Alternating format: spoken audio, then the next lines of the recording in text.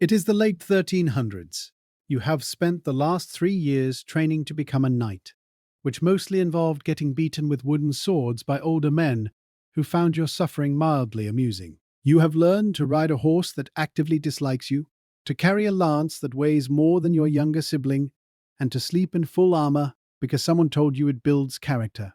You have been promised glory, honor, and a place in the songs that wandering minstrels sing badly in exchange for bad food. But no one told you about the rules. Not the rules about fighting.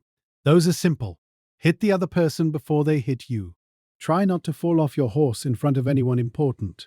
No, the rules no one warned you about are the bizarre, humiliating, sometimes terrifying regulations that governed every moment of a medieval knight's life. Rules about what you could wear, where you could sit, who you could speak to, how you could speak, what you could eat, when you could sleep, and exactly how much you were allowed to complain before someone legally had the right to take your horse away. And some of these rules, if you broke them, did not just get you yelled at, they got you killed. So tonight, we are going to do something strange. We are going to step inside the armor. We are going to feel the weight of the chainmail pulling on your shoulders, the sweat trickling down your ribs, the taste of iron in your mouth from a poorly fitted helmet. We are going to learn what it actually meant to be a knight. Not the polished version from movies where everyone looks heroic and clean, but the real, sweaty, exhausting, occasionally absurd version where men in metal suits tried very hard not to embarrass themselves in front of other men in metal suits. And along the way, we are going to discover why so many medieval rules existed purely to stop grown adults from acting like spoiled children with access to sharp objects. Let us begin, because the first thing you need to understand about being a medieval knight is that you were never really free, ever. From the moment you woke up to the moment you collapsed face first onto your straw mattress, someone was watching you, judging you, and waiting for you to break a rule that could cost you your land, your title, or your neck. And the strangest part, most of these rules had nothing to do with combat. You have just finished a long day of training. Your muscles ache. Your armor has somehow rubbed raw patches on places you did not know you had. You want nothing more than to eat some bread, drink something that might be ale, and fall asleep. But you cannot, because tonight is a feast. And at a medieval feast, you are expected to follow rules so specific, so bizarre, and so socially dangerous that breaking them publicly could destroy your reputation forever. Let us start with where you sit. In the Great Hall, everyone has a designated place based entirely on birth, wealth, and how much the local lord currently likes you. This is not a suggestion. This is enforced by armed men who take seating arrangements extremely seriously. If you sit too close to the lord when you have not earned that honor, you are essentially announcing that you believe yourself is equal. In medieval terms, this is not awkward. This is treason adjacent. People have lost land for sitting in the wrong chair. But the real nightmare is the order of serving. Food arrives based on rank. The lord eats first, then his immediate family, then the highest-ranking knights, then everyone else in careful descending order. If you reach for a piece of roasted pheasant before your turn, you will not just be scolded. You will be publicly shamed, possibly struck by a servant with a wooden spoon, and whispered about for months as the knight who does not understand how food works. And here is the cruel irony. By the time the lowest-ranking knights receive their food, it is cold, picked over, and possibly already claimed by the lord's dogs, who technically outrank you in the medieval pet hierarchy. You sit there, in full armor, because you are always in full armor during formal events, watching a greyhound eat the best part of the chicken, while you wait for permission to touch a piece of bread. But the strangest rule of all involves your behavior during the meal itself. You are expected to laugh at the Lord's jokes, regardless of quality. You are expected to applaud stories you have heard 30 times. You are forbidden from leaving the table until the Lord leaves, which means if your bladder is full, 3 hours into the feast, you must sit there in discomfort while pretending to enjoy a ballad about a knight who definitely did not exist. And if you accidentally insult someone, if you make a comment that someone interprets as questioning their honor, congratulations. You have just initiated a feud that could last generations. Medieval feuds started over spilled wine, misunderstood glances, and someone eating someone else's bread. These feuds led to raids, ambushes, and in some cases, small wars that killed hundreds of people. all because a hungry knight grabbed the wrong piece of meat. So you sit, you smile, you nod, you wait. And somewhere around midnight, when the Lord finally decides he is tired and everyone may leave, you realize that being a knight is 90% waiting and 10% terrified screaming while someone swings an axe at your head. But the feast rules are only the beginning, because tomorrow morning you are expected to attend Mass.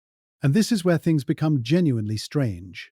Medieval knights were required to attend religious services regularly, not because they were particularly pious, although some were, but because the church had decided that heavily armed warriors needed constant moral supervision.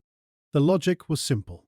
If you give a man a sword and tell him he is better than everyone else, he will eventually do something terrible unless someone reminds him daily that God is watching. So you go to Mass in your armor, because you are always in your armor. And here is the rule that surprises most people.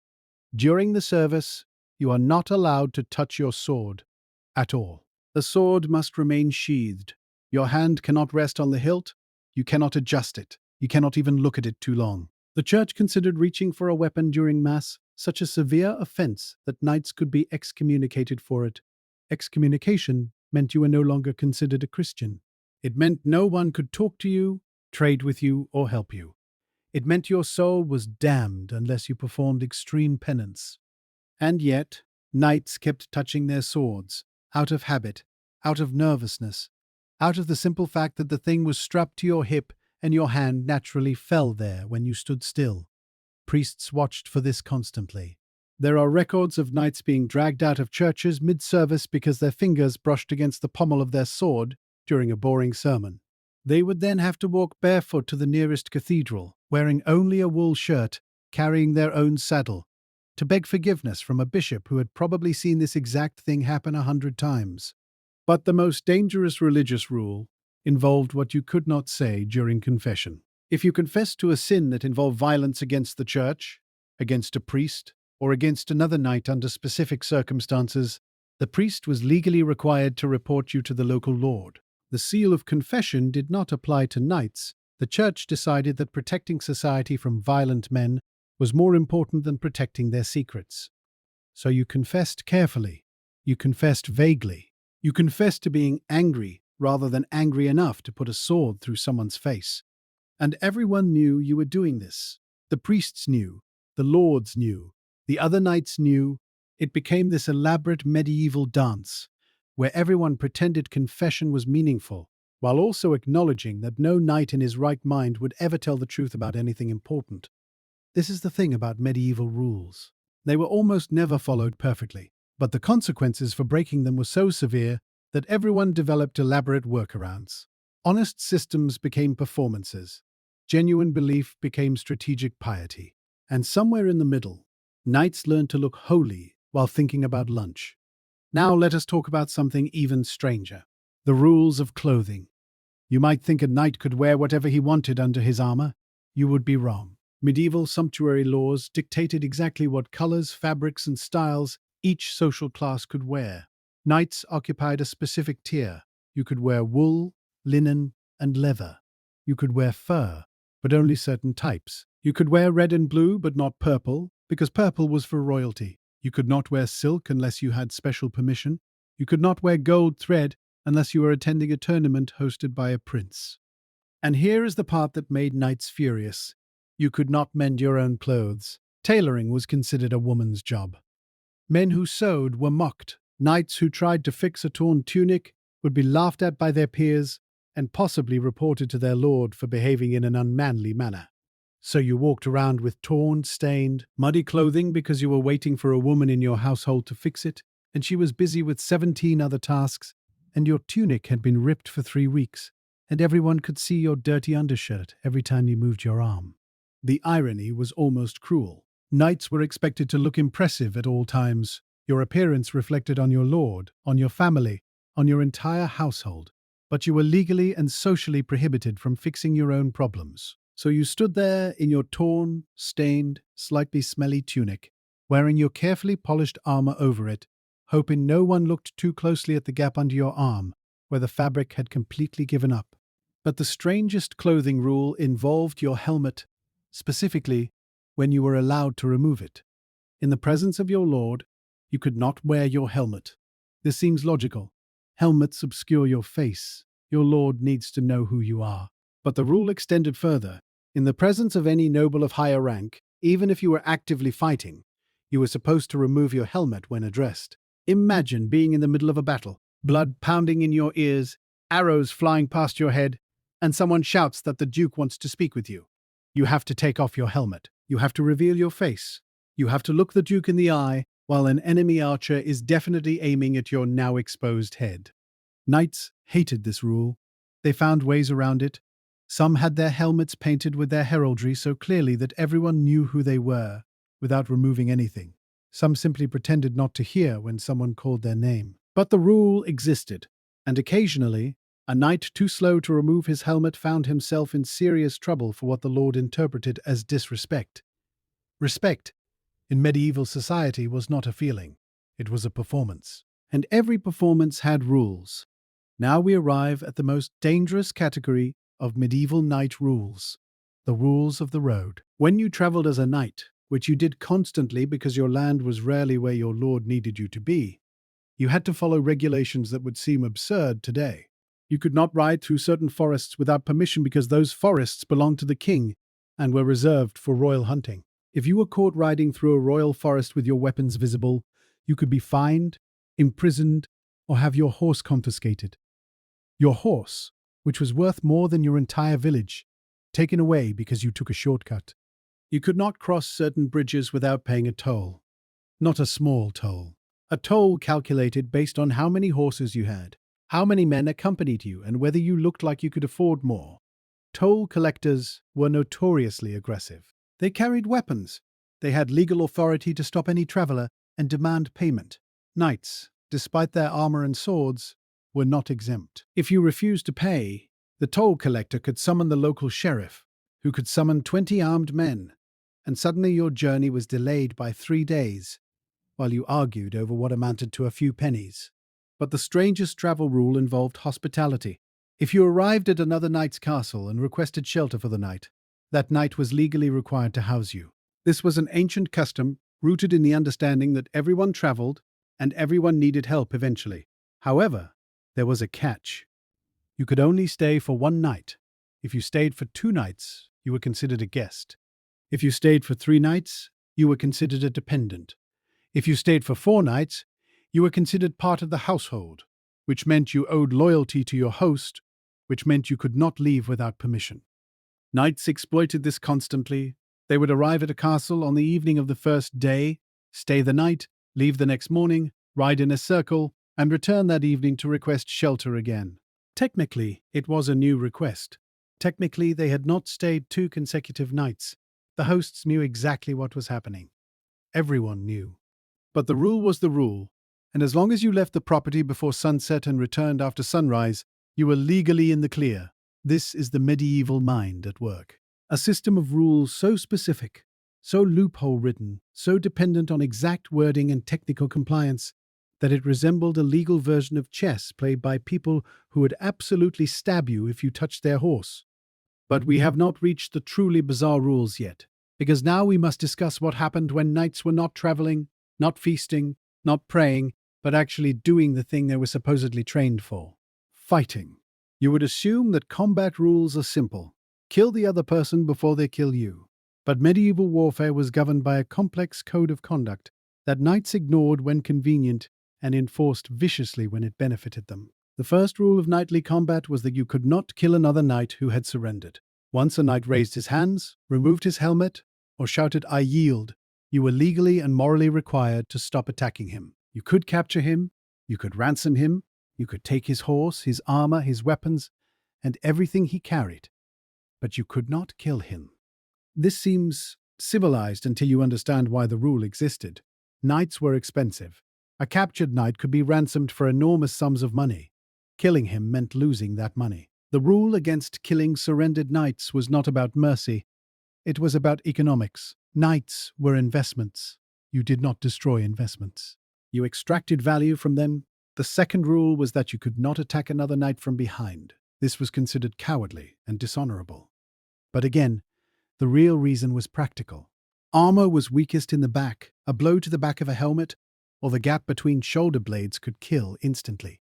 If knights started attacking each other from behind regularly, every battle would become a massacre, and no one wanted to fight in battles where the survival rate was zero. The rule existed to keep warfare profitable rather than suicidal. The third rule was the strangest. You could not use certain weapons against other knights. Crossbows, for example, were considered dishonorable because they could pierce armor from a distance without requiring skill or strength. A peasant with a crossbow could kill a knight who had trained for 20 years. The church actually banned crossbows for use against Christians in 1139, although everyone ignored this ban almost immediately because crossbows were extremely effective and knights, despite their complaints, were not actually in charge of military logistics. Archers were the real threat. Medieval commanders knew that a group of archers could destroy a charge of knights before the knights ever reached enemy lines. So they developed rules to protect knights from archers.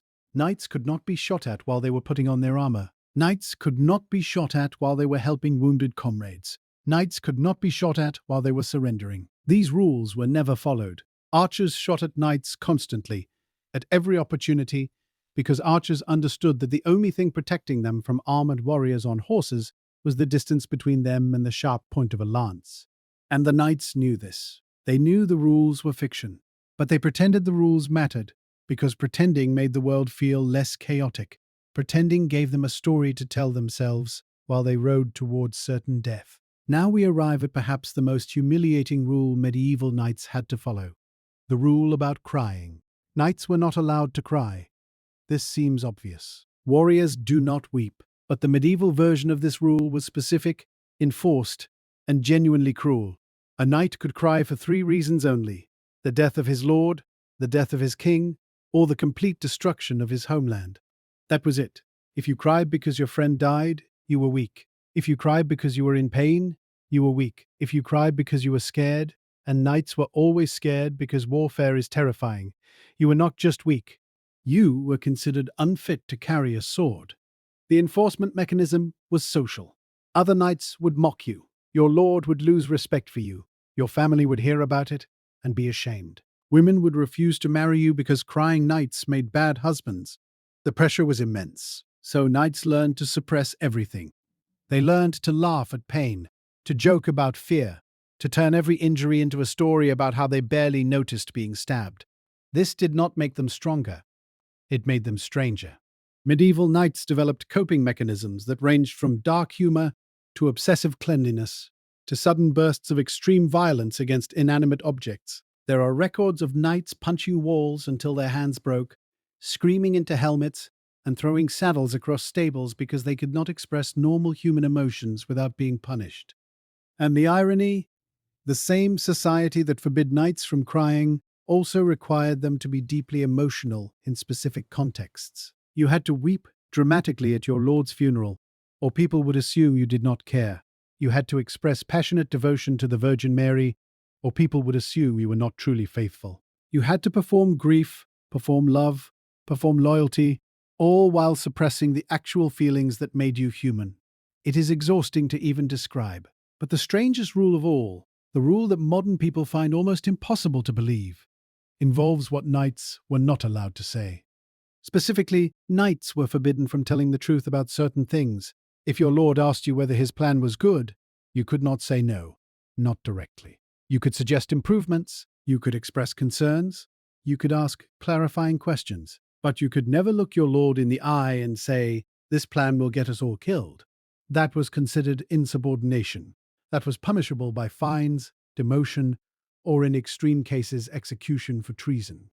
So knights developed a secret language. They asked questions that implied doubt without stating it directly. "My lord, have you considered the weather?" meant the plan requires good weather, and the weather is terrible. "My lord, the horses seem tired today," meant we cannot move as fast as you want. "My lord, perhaps we should wait for the scouts to return," meant you are about to ride into an ambush, and everyone knows it, except you. Lords understood this language. They had grown up speaking it, but they could not acknowledge that they understood, because acknowledging it would mean admitting that their knights were lying to them, which would mean punishing the knights, which would mean losing good fighters, which would mean dying in the next battle. So everyone participated in this elaborate fiction, where questions were just questions and concerns were just observations and no one ever said what they actually meant. This is the medieval mind. A mind shaped by rules that made honesty dangerous, vulnerability deadly, and strategic deception the only path to survival. Knights became masters of implication. They could say, "The sun is bright today," and everyone in the room would understand that they meant we should wait until evening to attack. They could say, "My horse stumbled this morning," and everyone would hear, "I am too exhausted to fight," effectively, and someone else should take the lead. And if a knight ever broke this code, if he ever stood up in front of everyone and said what he actually thought, he would be praised for his courage in private and destroyed for his stupidity in public. The system punished authenticity with extreme prejudice.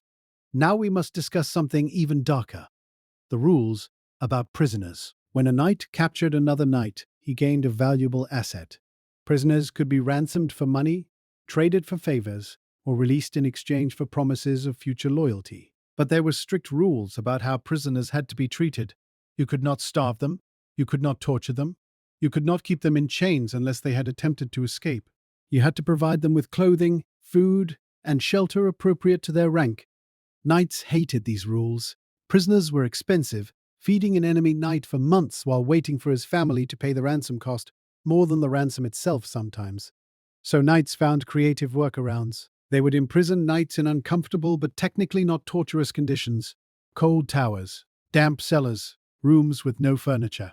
They would feed prisoners bread and water, which was technically food, and claim they were following the rules.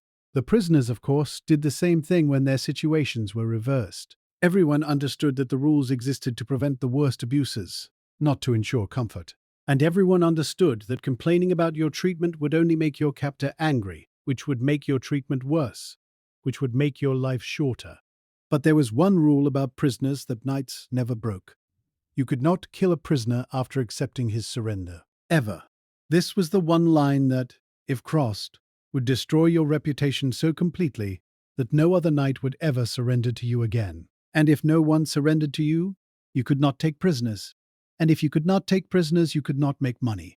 And if you could not make money, you could not afford your armor, your horses, your weapons, or your lifestyle. So knights who killed prisoners found themselves isolated, impoverished, and eventually dead, killed by enemies who had no reason to spare them, because everyone knew that sparing them would not be reciprocated. The system enforced itself, not through laws, not through courts, but through the cold logic of mutual survival. This is where we start to see the truth beneath the rules. The medieval knight was not a noble warrior following a sacred code. He was a heavily armed businessman trying to maximize profit while minimizing personal risk. The rules existed to protect that business. They protected investments. They protected income streams. They protected the delicate economic ecosystem that allowed knights to exist at all. And when you understand this, everything about medieval knighthood makes sense. The elaborate feasting rules protected social hierarchies. The religious rules protected church authority. The clothing rules protected class distinctions. The travel rules protected local economies. The combat rules protected the ransom system. The emotional rules protected the fiction of knightly superiority. Every rule served a purpose. None of them served the purpose that knights pretended they served. Honor was not about being good. Honor was about being predictable. A knight with honor followed the rules because following the rules made him useful to other knights. A knight without honor was a wild animal who might do anything, and wild animals get hunted down by the pack. So knights learned to follow rules they hated. They learned to smile at lords they despised. They learned to pray in churches they doubted. They learned to fight in battles they knew were pointless. And they learned to do all of this while pretending that they chose to do it willingly. This is the great secret of medieval knighthood. The rules did not make knights better people. The rules made knights better at being knights. And being a knight, in the end, was simply a job. A dangerous, expensive, exhausting job with terrible hours, worse benefits, and a retirement plan that usually involved a sword through the ribs on some muddy field far from home. But we are not done, because there are still stranger rules to discover. Let us talk about tournament rules. Medieval tournaments were not friendly competitions. They were violent, chaotic, semi-legal blood sports where knights fought each other for prizes, glory, and the chance to capture opponents for ransom. Tournaments were so dangerous that the church repeatedly tried to ban them. Knights ignored the church repeatedly because tournaments were also extremely profitable. The rules of tournaments were bizarre. You could not aim for a horse. Horses were expensive. Injuring someone's horse was considered worse than injuring the rider because horses cost more than knights. You could not attack someone who was already on the ground unless they were still trying to fight. You could not use sharpened lances in friendly tournaments, although everyone did anyway and just claimed the points had been blunted by accident. You could not wear your lord's colours without permission, and if you won a tournament wearing someone else's colours, you had to give them half your winnings. But the strangest tournament rule involved the prize. The winner of a tournament often received a wreath, a belt, or a jeweled item from the lady hosting the event. This item was not just a trophy. It was a legal token that could be used to request a favor from the host. If you won a tournament and received a belt from a noble woman, you could later present that belt to her husband and demand hospitality, horses, or money. The belt was essentially a medieval gift certificate for one noble favor. Knights collected these tokens obsessively. They would enter tournaments they had no chance of winning just to be seen, just to be noticed, just to maybe receive a small token from someone important. The tokens had value beyond money. They represented connections, and connections, in medieval society, were worth more than gold. The problem was that tokens could be stolen. If a knight lost a tournament and his opponent took his token belt, the opponent now had the right to claim the favor originally promised to the first knight. This led to bizarre situations where knights would win tournaments, receive tokens, lose those tokens in the next tournament, and watch helplessly as strangers claimed favors from nobles who had never met them. The system was chaos. Beautiful, profitable, infuriating chaos. And knights loved it, because chaos meant opportunity, and opportunity meant survival. Now we must discuss the most intimate rules of all, the rules about marriage. Medieval knights could not marry without permission, not from their parents, although that was expected, but from their lord. Your lord owned your marriage. He had the right to approve or reject any potential spouse. If you married without permission, your lord could confiscate your land, declare your children illegitimate, and exile you from his territory. Why did lords care so much about who knights married? Money and alliances. A knight who married a wealthy heiress brought wealth and connections to his lord's network. A knight who married someone poor or politically useless brought nothing. Lords wanted to control marriages because marriages controlled the flow of power. But there was an exception. If you captured an enemy knight in battle, and his daughter offered herself as a hostage to secure his release, you could marry her without your lord's permission. This was considered part of the spoils of war. Captured daughters became wives. It happened often enough that medieval legal codes specifically addressed the situation. The rule about marital permission had a dark side. Knights who could not find wives because their lords refused to approve anyone often turned to desperate measures. They would kidnap women from neighboring territories, force them into marriage, and present the situation to their lord as a fait accompli. This was technically illegal, but if the kidnapped woman's family was too weak to retaliate, and if the lord found the marriage politically useful, the crime was often overlooked. Medieval justice was not about right and wrong. It was about power and convenience. Knights understood this. They did not complain about unfair rules because complaining implied that rules were supposed to be fair. Rules were not fair. Rules were tools. You used them when they helped you. You ignored them when they did not. And you never, ever admitted that you were doing either. This brings us to the final category of strange medieval knight rules. The rules no one wrote down. Every culture has unwritten rules. Medieval knighthood had more than most. These were the rules that everyone knew, but no one would admit existed. The rules about fear. The rules about envy. The rules about knowing when to lose. Let us start with the rule about knowing when to lose. In a tournament, if you were facing a knight from your own lord's household, you were expected to lose. Not obviously, not shamefully. But eventually, after a credible fight, you would make a mistake. Your lance would slip, your horse would stumble, you would fall. And the other knight would win. This was not corruption. This was strategy. Your lord wanted his household to look strong. If knights from his household kept losing to outsiders, his reputation suffered. So you lost to your fellow household knights when necessary, and they lost to you when necessary. and everyone pretended that every victory was earned through pure skill. The rule about envy was even more important. If you were a better fighter than your lord, you had to hide it. You could win in tournaments against other knights, but you could never win against your lord. You could fight well, but never too well. You could demonstrate skill, but never more skill than the man who paid you. Lords who felt threatened by their own knights often found ways to remove those knights. Accidents happened, missions went wrong, enemies appeared at inconvenient times. So knights learned to hold back. They learned to miss on purpose. They learned to trip at crucial moments. They learned to look tired when they were not, slow when they were fast, confused when they understood everything perfectly. The best knights were not the ones who won the most fights. The best knights were the ones who won exactly as many fights as their lords wanted them to win. And the rule about fear, the unwritten rule that governed everything. You could not show fear, but you could use fear. Knights who admitted they were afraid lost respect. But knights who used their fear as motivation, who talked about how fear made them fight harder, who transformed terror into a kind of dark energy, those knights were admired. Fear was acceptable as long as you reframed it. Fear was weakness unless you called it caution. Fear was cowardice unless you called it strategy. The human mind is remarkably good at this, at taking the same emotion and naming it differently depending on who is watching. Knights became experts at emotional rebranding. Terrified became alert. Anxious became prepared. Desperate became determined. The words changed, but the feeling underneath never did. So where does this leave us? We have spent hours inside the armor of a medieval knight. We have felt the weight on our shoulders. We have tasted the iron in our mouths. We have sat through feasts where one wrong move meant social destruction. We have prayed in churches where touching our sword could end our careers. We have traveled roads where every bridge demanded payment and every forest threatened punishment. We have fought in battles where the rules protected prophets more than people. We have wept in private and smiled in public and learned to speak a language where no one ever said what they meant. And through it all, we have discovered something unexpected.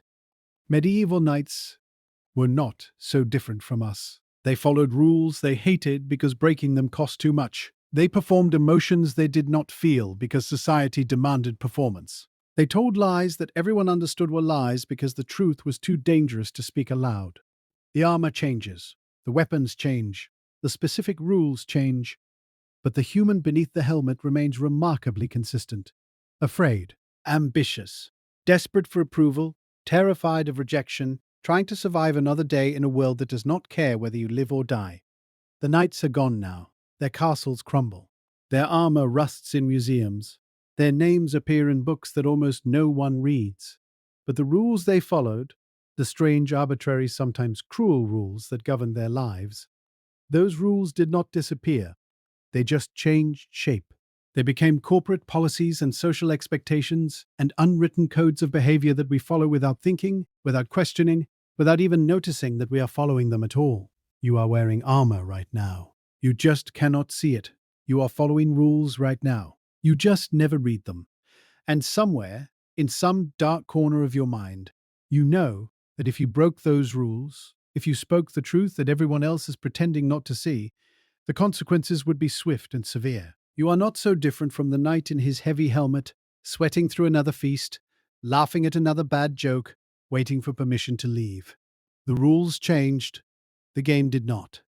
And the strangest part? You swear loyalty anyway because...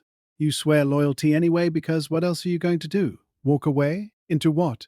The world outside the castle walls is not gentler. It is not kinder. It is not waiting with open arms for disillusioned knights who have finally noticed that the system is ridiculous.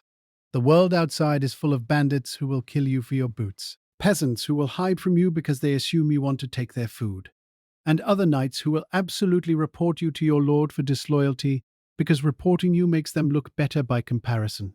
So you stay. You swear, you smile, you nod. And somewhere deep in your chest, in a place you have learned never to touch, you feel something that might be sadness, or might be exhaustion, or might simply be the weight of living inside a story that you did not write, but cannot leave. This is where most histories end, with the knight resigned, compliant, broken into acceptable shape by years of rules and consequences. But we are not going to end here, because the story of medieval knights and their bizarre rules has one more layer. A deeper layer. A layer that involves the things knights did when no one was watching. Let us talk about the secret life of knights. When the feast ended and the lord retired, and the servants blew out the candles and the great hall fell into darkness, knights did not simply go to sleep. They could not. Their bodies were humming with adrenaline from the day's performances, their minds circling back over every word they had spoken, every glance they had exchanged, every potential insult they might have accidentally delivered. Sleep, for a knight, was not rest. Sleep was a battlefield where anxiety fought exhaustion and usually won. So knights developed rituals, private rituals, strange rituals, the kind of rituals that never appeared in any manual of chivalry, because the authors of those manuals would have been horrified. Some knights walked. They would pace the battlements in the dark, alone, counting their footsteps, feeling the cold stone under their boots, watching the stars move slowly across the sky. Walking was acceptable. Walking was practical.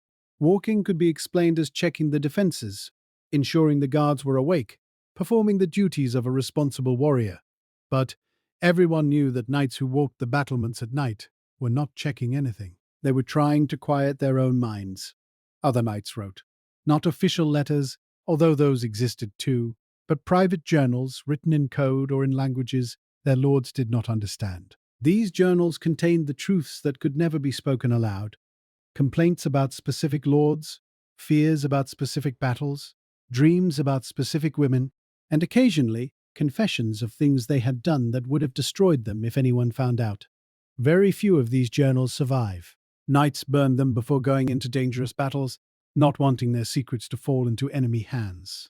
But the ones that do survive are remarkable. They reveal men who were terrified, tender, furious, lonely, and deeply confused about almost everything.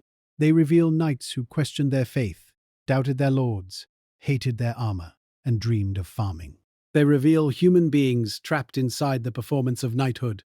And some knights did something even stranger. They talked to their horses. This sounds absurd, but think about it. A knight spent more time with his horse than with his wife, his children, or his lord. The horse carried him into battle. The horse carried him away from battle. The horse stood with him through tournaments, through long journeys, through freezing nights in muddy fields. The horse knew his weight, his habits, his moods. The horse was the one living creature that never judged him for being afraid. So knights talked to horses. They whispered apologies before charging into certain death. They made promises about better feed and softer stables if the horse would just keep running a little longer. They cursed into the horse's mane when the world became too heavy. And the horses, being horses, simply stood there and breathed and waited for the next command. There is a reason medieval art sometimes shows knights with their faces pressed against their horses' necks. It was not a stylistic choice. It was exhaustion, it was grief, it was the only moment of genuine vulnerability that the rules allowed. But the secret life of knights had darker corners too, because knights, for all their elaborate codes of honor, were not always honorable when they thought no one was watching. The rules that governed their public behavior did not vanish in private. They could not vanish. The performance had gone on for so long that many knights no longer knew where the performance ended and they began. But sometimes, in the dark, the performance cracked. Some knights stole, not from their lords because that would be suicide, but from other knights. A saddle left unguarded, a purse left on a table, a ring left on a sleeping man's finger. Small things, deniable things, things that could be explained as accidents or misunderstandings if anyone noticed. Knights who would never dream of breaking a major rule convinced themselves that minor theft was different. Minor theft was survival. Minor theft was what everyone did. The records of medieval households include constant complaints about missing items. A silver cup disappears from the lord's table. A fur-lined cloak vanishes from a guest chamber. A bag of coins found in a knight's saddlebag that the knight swears he has owned for years, despite everyone knowing he could not afford such a thing last week. The complaints never led to convictions because accusing a knight of theft was dangerous. Knights had swords. Knights had friends with swords. Knights had lords who might take accusations personally. So the system absorbed the theft. Prices rose, security tightened, guards were posted. And the stealing continued because the stealing was never really about the objects. The stealing was about control. It was about taking something back from a system that demanded everything. Other knights did something even more complicated. They cultivated secret alliances with other knights from enemy households. This was treason. Literal, actual, punishable by death treason. But it happened constantly. Knights from opposing sides would meet in neutral locations, often churches or monasteries, and agree not to kill each other in the next battle. They would share information about their lord's plans. They would warn each other about ambushes. They would arrange safe passage for captured relatives. These secret alliances were not about friendship. They were about survival. If you knew that the knight on the other side of the battlefield had agreed not to kill you, you could focus on the knights who had not made that agreement. Your odds of surviving the battle improved dramatically. The fact that you were technically betraying your lord was irrelevant. Your lord was not going to die in the battle. You were. The medieval military mind understood this perfectly. Commanders knew that their knights had secret agreements with enemy knights. They hated it. They tried to prevent it, but they could not stop it because stopping it would require knowing which knights were involved, and the knights were very, very good at keeping secrets. Now we must discuss something even more uncomfortable. The rules about sex. Medieval knights were expected to be celibate before marriage. This was the ideal. This was the teaching of the church. This was the standard presented in every manual of chivalry, and it was almost completely ignored by everyone. Knights had sex constantly, with servants, with peasant women, with prostitutes, with willing wives of other knights, and occasionally, despite every rule against it, with noble women who should have been completely off-limit. The difference between the ideal and the reality was so vast that it became a kind of joke. Everyone knew. No one said anything, and the rules remained in place, unchallenged, while everyone broke them. The only rule about sex that knights actually followed was the rule about consequences. If you got a woman pregnant, you had to provide for the child, not because you were a good person, but because abandoning your own child was considered dishonorable in a way that premarital sex was not.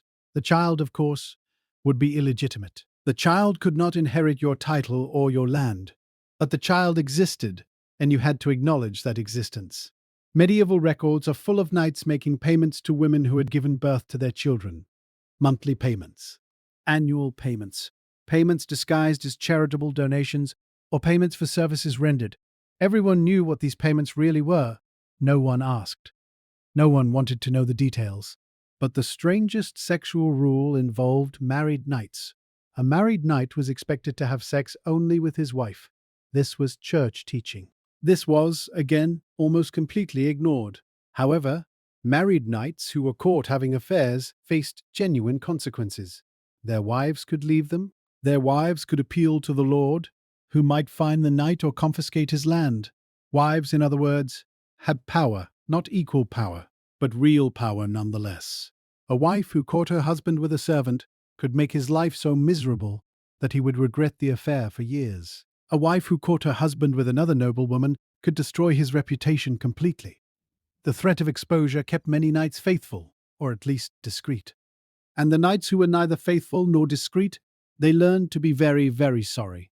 Publicly, dramatically, with tears and vows and promises that everyone knew they would break as soon as the attention moved elsewhere. This brings us to the economics of knighthood, because behind every bizarre rule, behind every strange requirement, behind every humiliating performance, there was money. Knighthood was expensive. Catastrophically expensive. A full set of armor cost more than a farm. A war horse cost more than a village. A tournament lance, designed to be used once and then replaced, cost more than a peasant earned in a year. Knights were constantly in debt, constantly borrowing money, constantly selling pieces of their land to pay for the equipment they needed to maintain their status. And the rules about debt were brutal. If a knight owed money and could not pay, his creditors could take his horse. Not his armor, because armor was considered essential for defense, but his horse.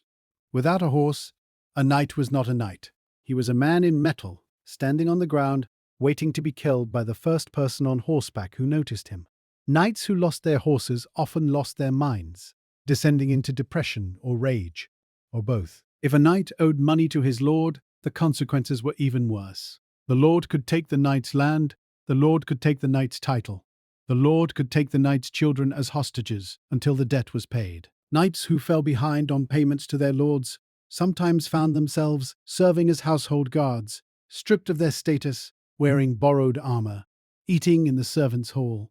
The irony was agonizing. Knights needed money to be knights, but the only way to make money as a knight was to be a knight. You could not work a normal job. You could not farm your own land without losing status. You could not trade or sell goods because commerce was beneath your dignity. You could only fight and tournament and capture prisoners for ransom and hope that your income exceeded your expenses by enough to keep you alive until the next battle. Most knights failed. Most knights died in debt, their armor sold to pay their funeral expenses, their horses claimed by creditors before their bodies were cold. The glorious image of knighthood that survives today was created by the tiny minority who succeeded. The rest were forgotten, their bones buried in unmarked graves, their names erased from history because no one wanted to remember knights who could not afford to be knights. But the forgotten knights had their own rules, their own strange, desperate adaptations to a system that was crushing them. Some knights shared armor. This sounds absurd. Armor was custom fitted to each individual. You could not simply borrow someone else's helmet and expect it to fit. But knights who could not afford their own armor would pool their resources, buying one set of armor that 3 or 4 knights would share. When one knight needed to fight, he wore the armor. The others waited, hoping he would not get it damaged, praying he would not get it captured. Other knights rented armor. Wealthier knights who owned multiple sets would lease the extras to poorer knights in exchange for a share of any ransom they captured. This was technically legal, but deeply humiliating. Wearing rented armor meant wearing someone else's heraldry, someone else's colors, someone else's identity. You fought under another man's name. You won glory for another man's household. You were, in every meaningful sense, invisible. The poorest knights did something even more desperate. They fought without full armor. They wore chainmail shirts that were rusted and patched. They wore helmets that had been dented and repaired so many times that the metal was dangerously thin. They wore leather gloves instead of metal gauntlets. They rode horses that were too old, too slow, or too sick to run from danger. These knights died. Quickly, often. The rules of combat assumed that everyone had equal protection. But equal protection required equal investment. Knights who could not afford to invest in themselves were simply removed from the battlefield. One arrow at a time, one sword stroke at a time, one lance through an unarmored gap at a time. The system did not mourn them. The system did not even notice them. The system was designed by wealthy knights for wealthy knights. Poor knights were acceptable losses. Poor knights were the price of doing business. Poor knights were the mud on the boots of history, washed away by the first rain. This is the part of the story that makes people uncomfortable, because we want to believe that medieval knights were either heroic or villainous. Clear, simple, easy to judge. But they were neither. They were humans, trapped in a system that demanded everything and gave back just enough to keep them running on the treadmill. The rules that govern their lives were not designed to make them happy. The rules were not designed to make them good. The rules were designed to make the system work, and the system worked because knights were afraid. Afraid of losing status, afraid of losing money, afraid of losing their horses, afraid of losing their lives. Fear was the engine. Fear was the fuel.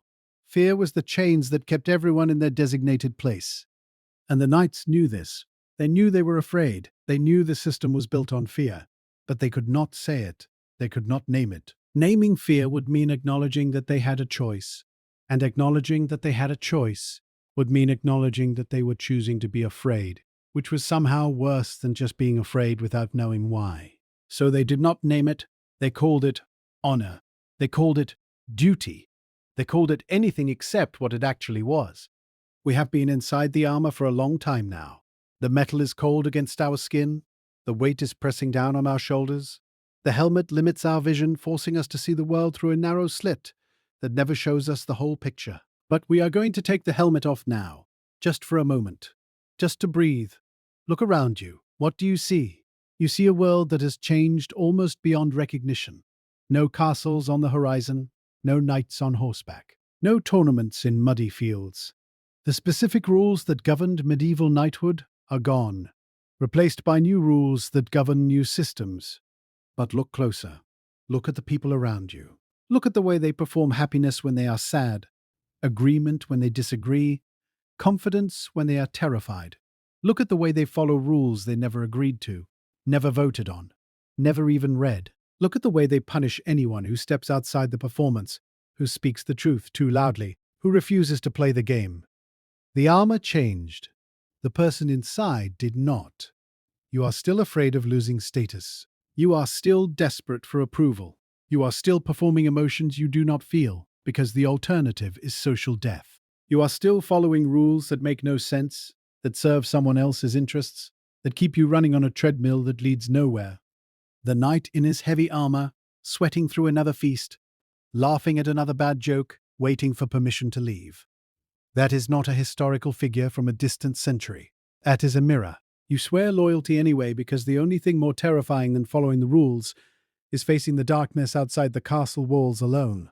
But we are historians, or we pretend to be, for the length of this story. And historians know that the story is never really over. There is always one more document to read, one more rule to discover, one more strange detail that changes everything we thought we knew. So let us find that detail. Let us talk about the rule of the broken sword. In medieval knightly culture, a broken sword was not just a weapon that needed repair, it was an omen, it was a sign.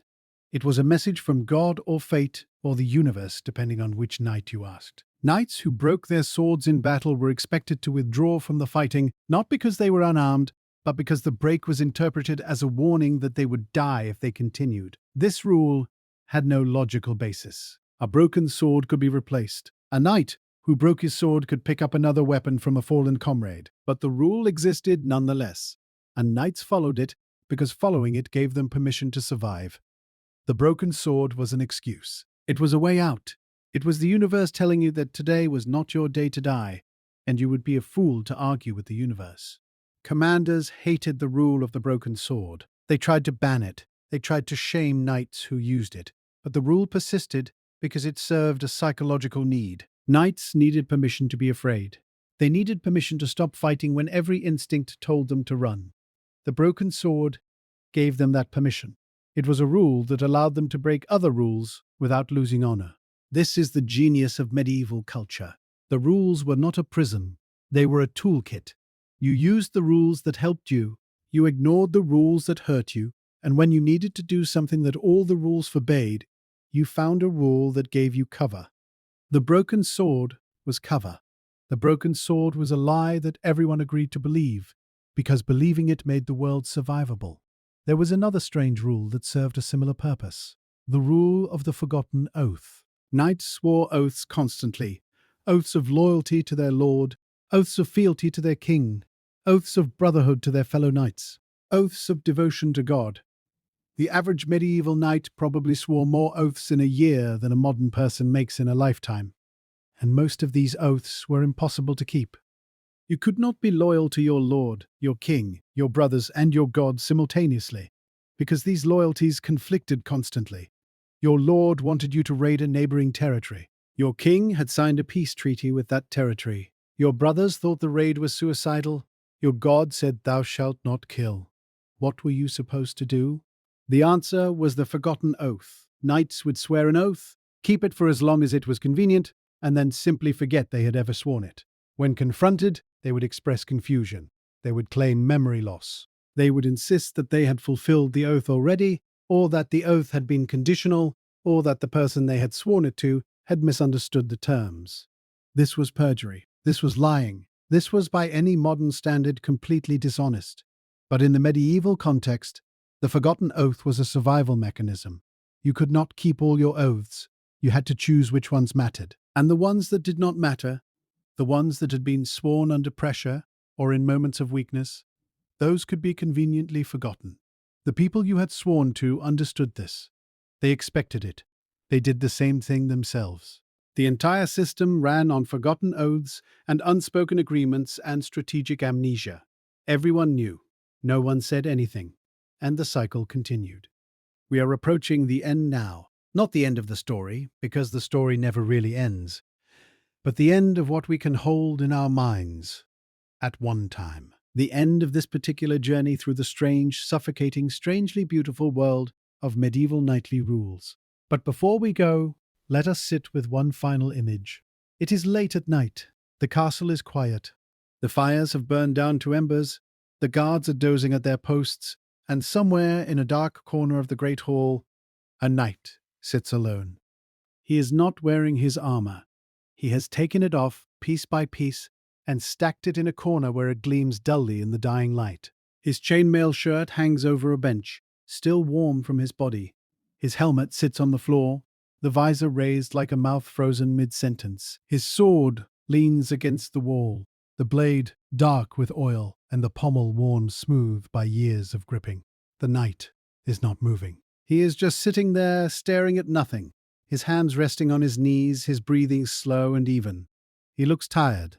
Not the tiredness of a long day, but the tiredness of a long life. The tiredness of someone who has been performing for so long that he has forgotten how to stop. What is he thinking about? We cannot know. He will never tell anyone.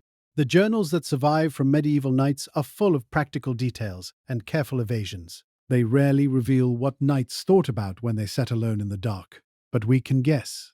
We can guess that he is thinking about the people he has killed, the faces he cannot forget, the moments when the rules failed and the world became chaos, and he did things that he will carry with him until he dies. We can guess that he is thinking about the people he has lost, the friends who fell in battles that should never have been fought, the brothers who swore eternal loyalty and then disappeared into the mud of some foreign field, the women he loved and could not keep because the rules said he could not. We can guess that he is thinking about the future, the next battle, the next tournament, the next feast where he will have to laugh at the Lord's jokes and smile at the Lord's wife and pretend that everything is fine when everything is falling apart. Or maybe he is not thinking about anything. Maybe he has finally learned to empty his mind, to silence the voices, to exist in the quiet space between one performance and the next. Maybe that is the final rule of knighthood, the rule they never wrote down because it was too dangerous to admit. Learn to feel nothing. Learn to want nothing. Learn to be nothing except what the system needs you to be. The night sits in the dark. The embers glow. The castle breathes. And somewhere, in another room, another knight is sitting alone, having the same thoughts, feeling the same exhaustion, trapped in the same performance. They will never speak of it. They will never acknowledge it. They will wake tomorrow, put on their armor, and begin the performance again, because that is what knights do. That is what knights have always done. That is what knights will always do, as long as there are rules to follow and performances to maintain, and human beings who are too afraid to stop. The armor changes. The person inside does not. And now, as the fire dies and the darkness closes in, we step away from the knight. We leave him to his silence. We walk back through the cold stone corridors, past the sleeping guards, past the horses shifting in their stables, past the kitchen where the servants are already preparing for tomorrow's feast. We step outside. The air is cold and clean. The stars are bright overhead. The world stretches out before us, dark and mysterious, and full of rules we cannot see. The night will be fine. He has survived this long. He will survive tomorrow, and the day after, and the day after that, until one day he will not, and the system will replace him with another knight, younger and stronger, and more willing to believe that the rules are sacred and the performance is real.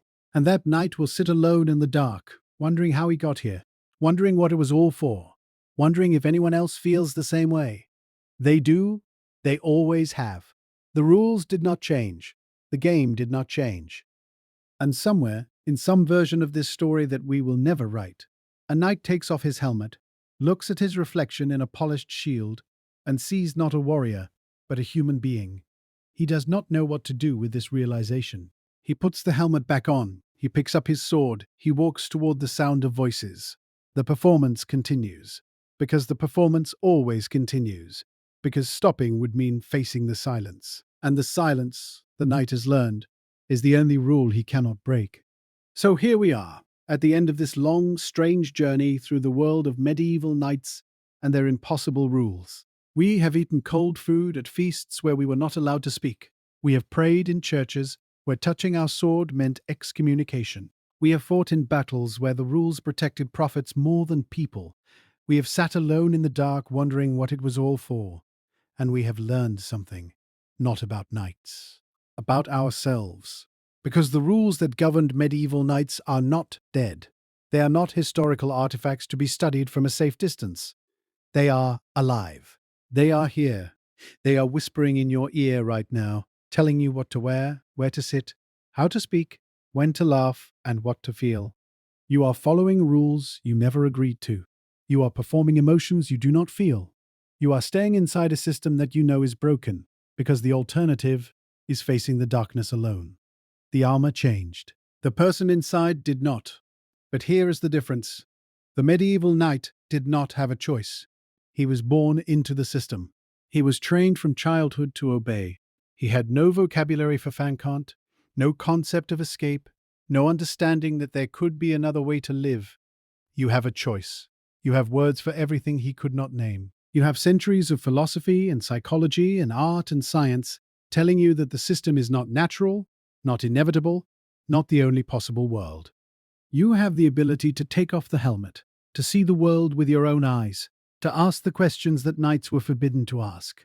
What if the rules are wrong? What if the performance is optional? What if the fear is a habit that can be broken? The knight in his heavy armor could not ask these questions. The questions would have destroyed him. But you are not a knight. You are not trapped in a castle. You are not bound by oaths sworn to lords who have been dead for 600 years. You are just a human being, sitting in a room, listening to a voice tell a story about people who lived and died a very long time ago. And the voice is saying, the rules were always arbitrary, the performance was always optional, the fear was always a choice. The knights did not know this. But you do. So what are you going to do with that knowledge? The fire has died, the embers are cold, the knight is gone, vanished into the darkness of history, taking his secrets with him. But you are still here, and the story is not over. It is never over. It just changes shape, finds new characters, discovers new rules, invents new performances.